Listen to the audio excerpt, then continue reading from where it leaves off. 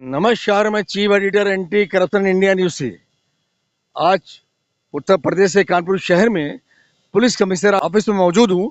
मैं देख रहा हूँ यहाँ पर काफ़ी पीड़ित आए हैं विभिन्न थानों से। आज पीड़ित जो हमारे बीच में है वो किस थाने से हैं और इनका क्या मामला है, मैं इनसे बात करता हूँ।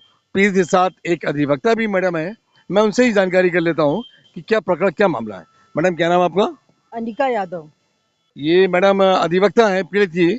मैं इनसे जानना चाहूंगा इनका क्या प्रकरण, क्या मामला है। आज कमिश्नर ऑफिस आई हुई हैं और क्या अवगत कराने आई हैं कमिश्नर को, मैं जान लेता हूँ। मैडम, क्या मामला है इनका, आप यहाँ पे कमिश्नर ऑफिस आप आई हैं? ये ये जो है पीड़िता है, इनकी इनकी बेटी रात में पानी भरने गई तो मोहल्ले का ही एक मतलब लड़का जो आवारा टाइप का है, वो हमेशा इनकी लड़की से बदतमीजी करता है।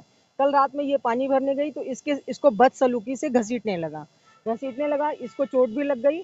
तो इसने अपनी बचत मतलब उससे छुड़ाने के लिए उसको धक्का दिया तो वो नशे में था ही, तो वो गिर गया, उसको चोट लग गई। जब तक ये चीखी चिल्लाई तो इसकी माँ और इसके बाप ये लोग पहुंचे और मोहल्ले के और भी लोग पहुंचे। तब तक वो लोग थाने चले गए, ये लोग बाद में थाने गए। इसलिए जूही थाने पहुंचे, इनकी कोई सुनवाई नहीं हुई, बल्कि इनको लड़की की बात ना करके थाने वाले ऊपर से कह रहे हैं तुम्हारे पति और तुम्हारे बेटे को हम जेल भेज देंगे झूठे झूठे मुकदमे में।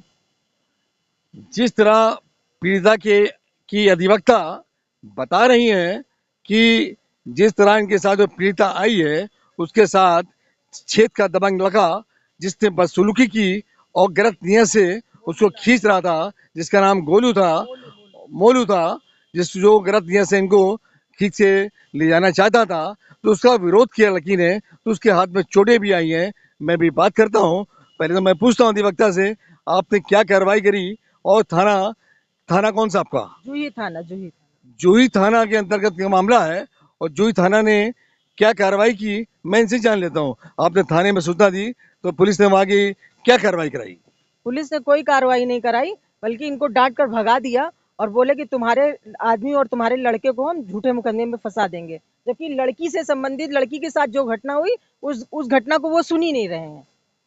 अरे, जब तो एक तरफ कहते हैं यहाँ के मुख्यमंत्री कि महिलाओं को न्याय मिल रहा है, सशक्तिकरण पर बल दे रहे हैं, और मैं देख रहा हूँ जिस तरह पीड़िता अवगत करा रही है कि किस तरह थाने में इनके साथ बर्ताव हो रहा है, वो उससे अवगत करा रही है।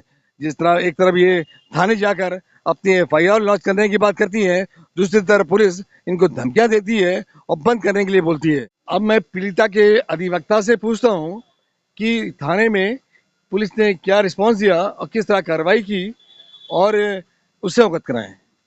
पुलिस में इनकी बात सुनी नहीं गई, बल्कि इनकी जो बेटी के साथ दुर्घटना हुई है उससे संबंधित कोई बात ही नहीं की गई। और इन्होंने बार बार कहा, लेकिन नहीं, इनको भगा दिया गया और इनको इनके पति और इनके बेटे को झूठे मुकदमे में फंसाने की धमकी दी गई, जिससे आखिर क्या कह रहा था पुलिस? अब एक पीड़िता जो अपनी कंप्लेन के लिए थाने गई और उसको ही धमकी मिल रही है, ऐसा क्यों?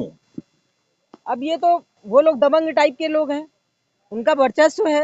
ये गरीब हैं, दूसरों के घर में काम करती हैं, इसलिए इनकी कोई सुनवाई नहीं हुई। जबकि प्रदेश में क्या पूरे देश में इस समय महिलाओं के साथ ऐसी घटनाएं घट रही हैं, लेकिन पुलिस फिर भी इस पे ध्यान नहीं दे रही है। हैं? प्रशासन बिल्कुल भी ध्यान नहीं दे रहा, इनको भगा दिया गया। इसलिए आज हम कमिश्नर साहब के पास अपनी इनकी शिकायत लेकर के आए हैं। जिस तरह योगी आदित्यनाथ जी का कहना था कि मैं महिला सशक्तिकरण पर बल दे रहा हूँ और महिलाओं को न्याय दिला रहा हूँ और हर थाने में महिला डेस्क लगवा दी है और महिलाओं को न्याय मिल रहा है, तो क्या आप महिला महिला डेस्क में आप गई? नहीं, महिला डेस्क में नहीं गए, हम सीधे कमिश्नर साहब के पास चले आए शिकायत लेकर के। इनका कहना है कि महिला डेस्क न जाकर मैं डायरेक्ट कमिश्नर से मिली हूँ, तो कमिश्नर साहब की आज मिली है, उन्होंने क्या आश्वासन दिया? उन्होंने महिला थाने के लिए आदेश कर दिया है। अब हमारा प्रार्थना पत्र महिला थाने जाएगा, अब देखिए वहाँ पे क्या सुनवाई होती है। जिस तरह इनका कहना है कि यहाँ के कमिश्नर ने इस प्रकरण को संज्ञान लेकर और महिला थाने को आदेशित किया है। अब देखना होगा न्याय मिलता है या नहीं मिलता है। अब मैं जानना चाहूँगा उस पीड़िता से, वो उसको क्या जानकारी है और क्या बताना चाहती है। आपका क्या नाम है? गायत्री। मैं माँ हूँ उनकी, गायत्री देवी। ये ज्ञाति देवी है, ये उस बेटी की माँ है जिसके साथ गलत सलूक कर रहा था मोहल्ले का दबंग लड़का, और मैं जानना इनसे ही चाहूँगा कि आपने को क्या जानकारी और क्या देखा और क्या कार्रवाई कराई। सर मैं घरों में काम करती हूँ, मैं घर में काम करके 10 बजे आई, तो मेरी बेटी के साथ बदतमीजी वो कर रहा था। तो लोगों ने बताया कि वहाँ देखो तुम्हारी बेटी के साथ कुछ हो रहा। फिर हम तुरंत भाग के गए, देखा इसको छुड़ाया, तो उन लोगों ने लाठियाँ भी चलाई। इनकी माँ ने, उनके हस्बैंड ने, लड़के के पिता ने लाठियाँ चलाने लगे कि हम लोग छोड़। क्या उन लोगों से पहले से कोई विवाद था आपका? जी कोई विवाद नहीं था। सिर्फ वो क्या है, मेरी लड़की, आज से नहीं कई बार उसके लड़के ने इससे कमेंट किया, गंदे गंदे लैंग्वेज बोले, पर हमने गरीबी की वजह से ज़्यादा ऊपर तक कार्रवाई नहीं कर पाए सर। पर गरीब, हम घरों में काम करते हैं, हम कहाँ तक, मतलब थाने में हम सच्चाई बताते हैं, पैसे की ही बात सुनी जाती है, जिसके पास पैसा नहीं उसकी कोई बात नहीं सुनी जाती।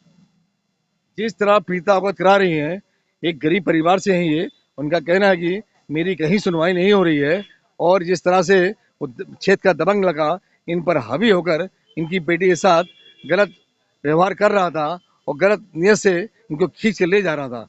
ये बच गई हैं और इनसे अब उस बेटी से ही पूछता हूँ क्या मामला है।